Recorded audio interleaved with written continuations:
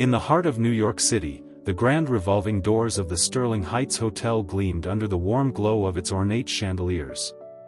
Inside, luxury spoke its own language, guests lounged in plush velvet chairs, and bellhops scurried with polished luggage carts, while the soft hum of classical music intertwined with the scent of fresh flowers in elegantly arranged vases. This wasn't just a hotel, it was a world within itself, designed by a visionary who had poured her heart into every detail. Margaret Sinclair stepped into the lobby, her modest shoes making a soft tapping sound against the marble floor.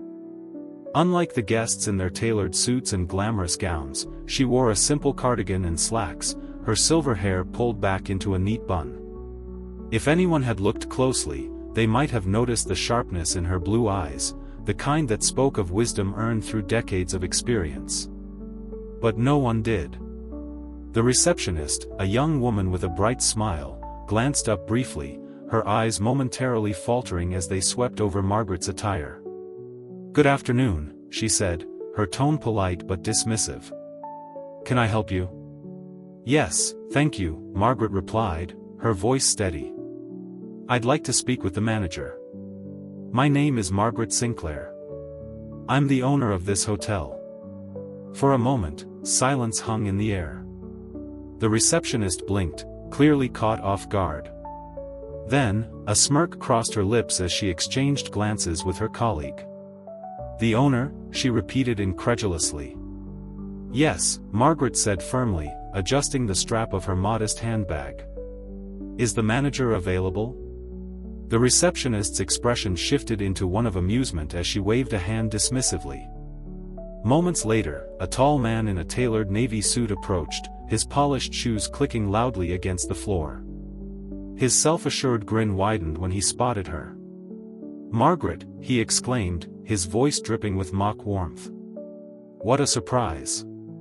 I didn't expect to see you here." "I've come to see how my hotel is doing," Margaret replied simply. Ryan's eyes flicked over her plain clothes, a mix of amusement and disdain washing over his face. "Your hotel?" he echoed loudly, drawing the attention of several nearby employees. "Oh, Margaret, it's sweet of you to visit, but maybe you're a little confused. The Sterling Heights is a modern establishment. I think you'd find it quite overwhelming." Laughter rippled through the staff, but Margaret's gaze remained steady. "I built this place with your uncle," she said calmly, her voice cutting through the chuckles. "Every detail here was designed with our vision in mind. But it seems some of that vision has been lost." Ryan waved his hand dismissively. "That was a long time ago, Margaret. You retired. You passed the torch. Things have changed, modernized.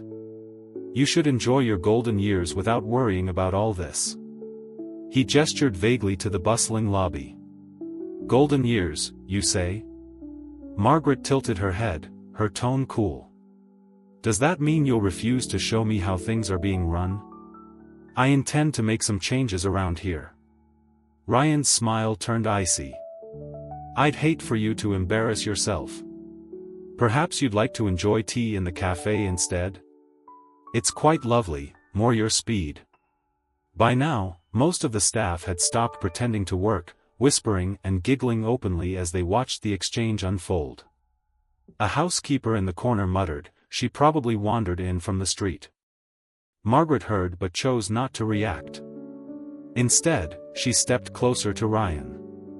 "I would love tea," she said, "but I still want a tour afterward. You see, I intend to make some changes." Ryan's jaw tightened. "You're not making anything, Aunt Margaret. This hotel is mine now, yours in name only. So why don't you stop playing dress-up and head home? This is no place for nostalgia." The words stung, not because Margaret believed them, but because they came from the very man she had once mentored, someone she and her late husband had trusted to carry on their legacy. Now, he was the manager of her dream, turning it into a soulless empire. Before she could respond, Ryan gestured to a security guard near the entrance. "Could you kindly escort her to a car? She seems a little confused today." Laughter erupted among the staff. Margaret's cheeks flushed, not with embarrassment but with fury. Yet she kept her voice calm.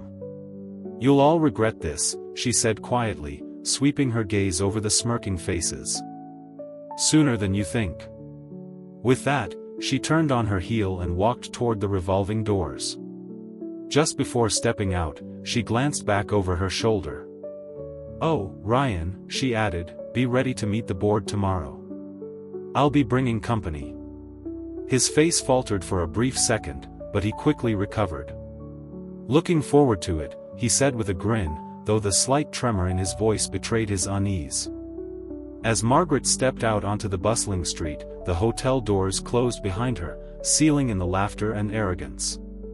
She allowed herself a small smile, reaching into her handbag for her phone.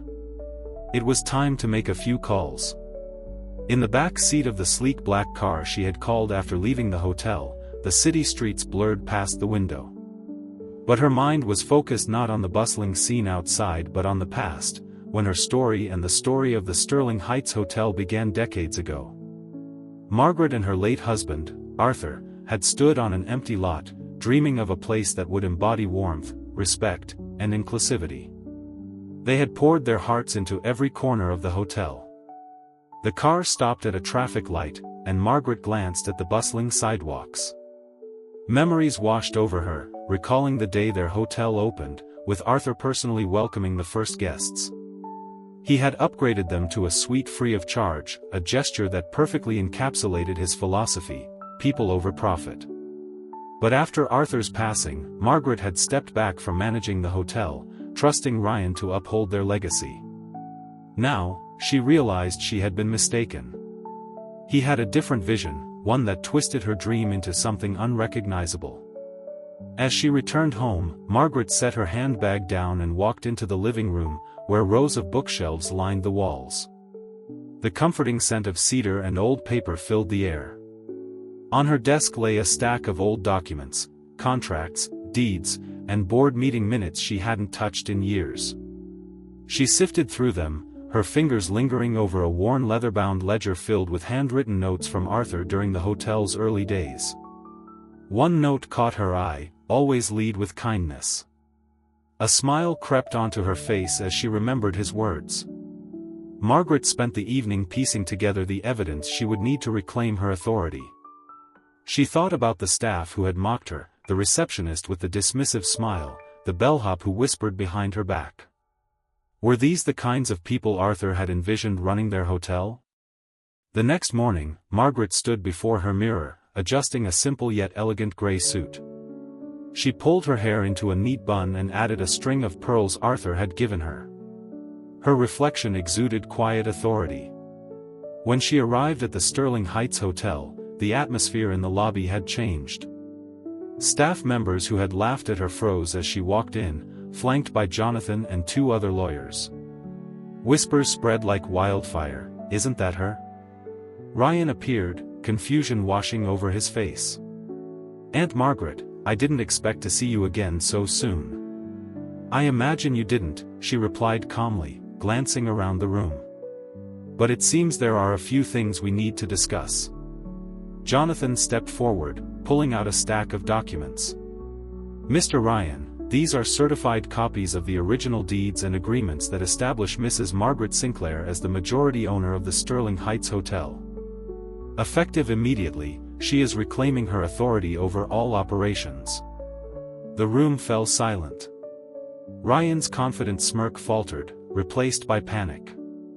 "This must be some mistake," he stammered. Margaret interrupted, her voice sharp. "You've spent years eroding the values this hotel was built on, Ryan. It's time to remind everyone what Sterling Heights truly stands for." As she walked through the lobby, her heels clicking against the marble floor, she felt a surge of determination. This was about more than reclaiming her hotel, it was about restoring its soul. And as she passed the grand chandelier Arthur had chosen all those years ago, she whispered, "We'll make it right again, my love. I promise." The following morning, Margaret arrived at the hotel with quiet resolve. She entered the boardroom, where members were already seated, their murmurs filling the air. Ryan perched confidently at the head of the table, arms crossed, feigning indifference. "Aunt Margaret," he said smoothly, "how thoughtful of you to join us." Margaret narrowed her eyes. "I'm here to address pressing matters regarding the hotel's management." Jonathan stepped forward again, placing a stack of documents on the table. "Mrs. Sinclair is here as the majority owner to assert her rights." Ryan shot out of his chair, his composure cracking. "This is ridiculous. I've been running this place." Margaret interrupted, "Is that what you call what I witnessed yesterday? Staff laughing at an elderly woman? Treating her as if she were beneath them?" Ryan's face turned red. "That was an unfortunate misunderstanding." "And whose fault is that?" Margaret asked, unwavering. "If my name is on this hotel, then every single person working here should know exactly who I am." As Margaret laid out the evidence of Ryan's mismanagement, the atmosphere shifted. Whispers of concern rippled among the board members. Margaret knew she had the power to reclaim what was rightfully hers. With determination, she took control of her hotel once more, ensuring that the values of kindness and respect would be restored. As she looked out over the bustling lobby filled with staff and guests, she felt a sense of pride. The Sterling Heights Hotel was not just a building, it was a legacy, and she was finally back at its heart.